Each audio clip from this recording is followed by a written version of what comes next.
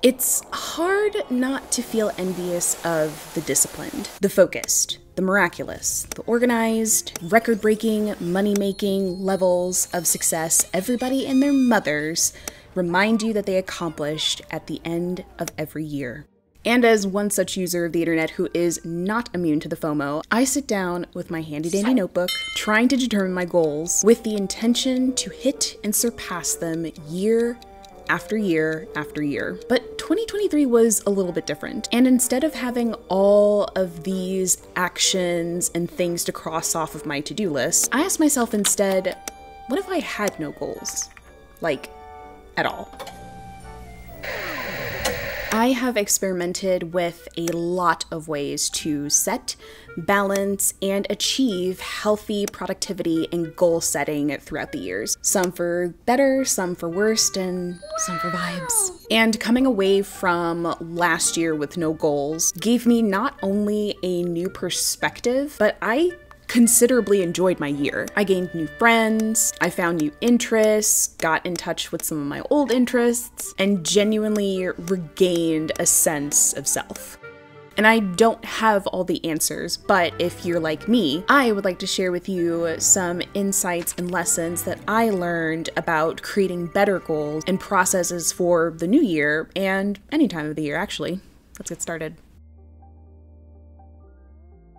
The first thing that was important for me to recognize is that a lot of my goals were structured in a place of vanity versus goals that actually fit more into my values. And to some of you, I recognize that that might be a red flag off the bat, but this is one of the main places in which I realized that there was something wrong, so please roll with it. Because I consider myself a very high-achieving person, I feel like I built this whole personality of being so focused and strict with my schoolwork, with my work, with my friends, with my relationships, with my career. And now that I've gotten past that point of needing to do so much work to prove myself and make a successful transition into the tech industry, I'm in a space where I have more like-minded people, mentors, other engineers that have been able to surround me and support me with amazing love and friendship. And I get to see how they try and elevate themselves with different achievements, either getting into design, getting into management, potentially doing talks all over the world, to go on podcasts and interviews, to try and teach. And that stuff sounds totally awesome. Like, yes, I definitely want to do that too. But is this an instance, these desires, do I want to do them genuinely for myself? Or am I looking to achieve these specific goals in a place where I am hoping to still find that acceptance of belonging in the tech industry? And if we step back a little bit, we can define vanity goals as a means to be impressive, or associated with a specific number count, or an overarching objective that frankly sounds cool, but there's not really much reflection behind it. And I don't think that vanity goals should necessarily be completely cut off or completely ignored, but we risk not ever getting to the true purpose and objectives that we actually seek because we don't realize that at their core, they're just a means to seek outside validation.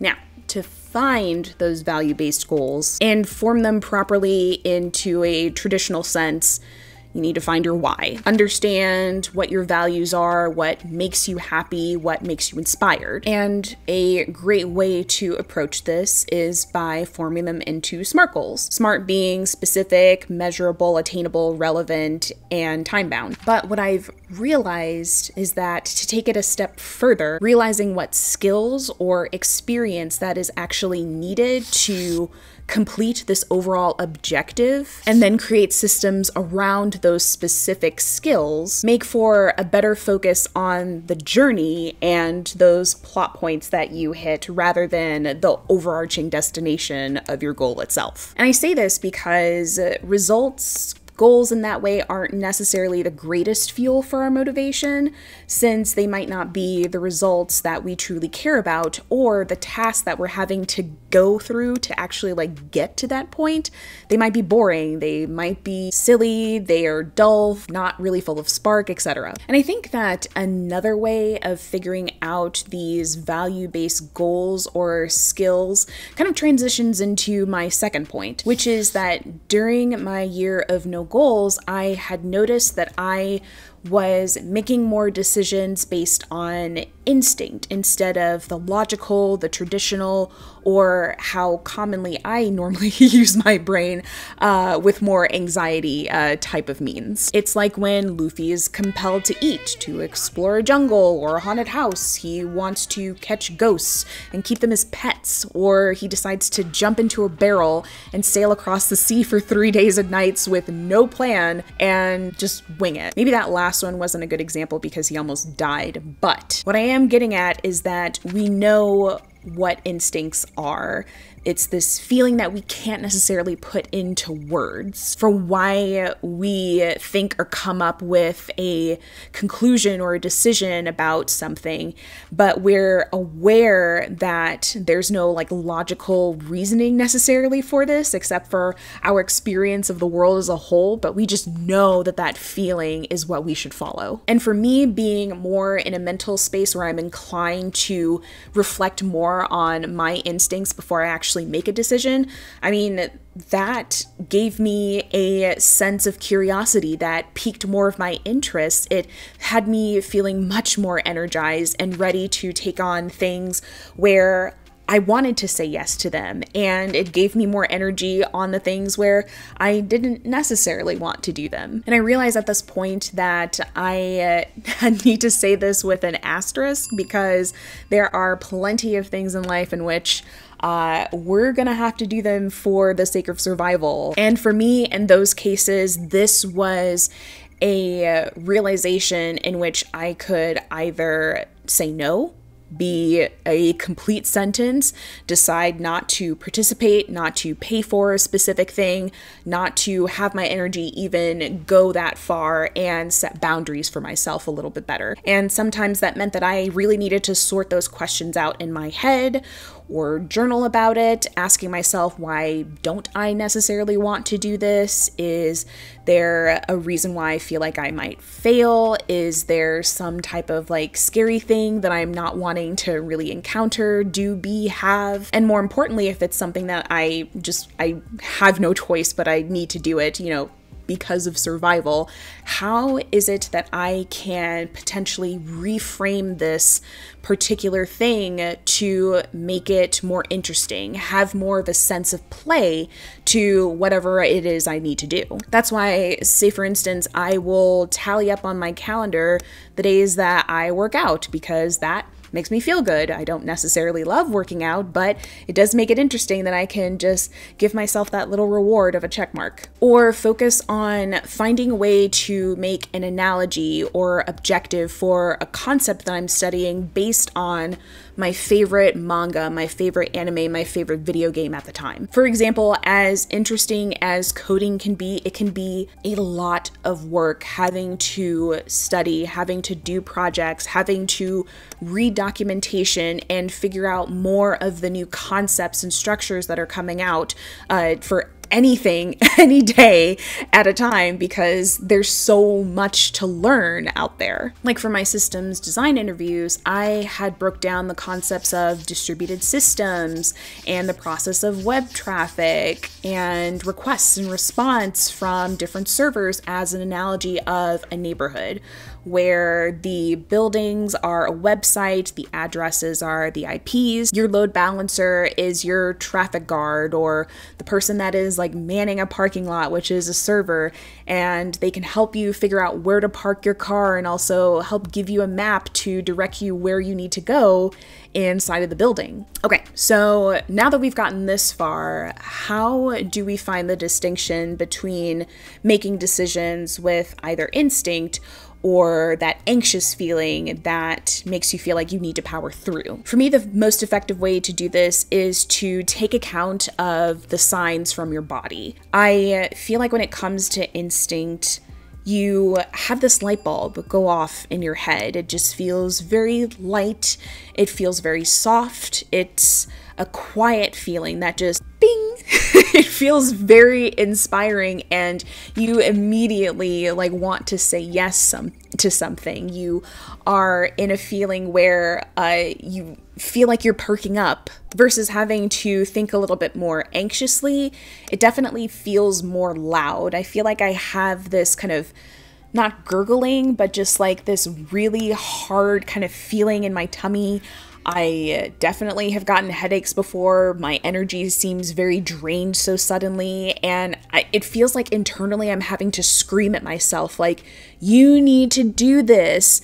Sometimes I recoil. I physically feel myself kind of like, ugh. It's these loud emotions in my head and in my body that I'm feeling, which is trying to have me justify why exactly I need to do this thing specifically. Or you'll do basically anything to distract you from having to do that certain thing. These are definitely the signs to consider how you might want to break down this specific task or skill and figure out how to make this a bit more engaging and fun, or have a sense of play with it. The last thing that I learned from my year of no goals is that part of why I was struggling with all of my goals in the first place was that I had way too many goals. And there is plenty of science out there to explain why having too many goals can be overwhelming, can be not really great for you. One example I have is that it's noted that when participants had specifically multiple goals, they were prone to specifically hone in to one specific goal out of all the others. More importantly, they were honing in on a goal that seemed a bit easier to accomplish, or that was more quantitative. They had a number to actually measure with it. And in some cases, having too many goals will result in unrealistic timelines and a focus on quantity. And from there, participants are not recognizing, they tend to not recognize at least, having to catch and fix errors. Their motivation is a bit more risky. They decide to participate in unethical behaviors, and they grow a increasing resistance to learn different things. And while I can't necessarily agree with only working on one thing at a time at all times, like the gurus say, especially since there might be some circumstances in which the things that you're trying to focus on have to deal with a deadline, or that the tasks can be really boring and having to switch back and forth might be helpful and more energizing to do to get them done. I think that I have been able to, at least for myself, find a way to meet in the middle. And instead, I am using both my intuition and my desire to focus on my skills and cherry pick the most valuable things that are on my list of specific tasks or goals that I really want to achieve, and break them out into the different skills that I want to accomplish for the year.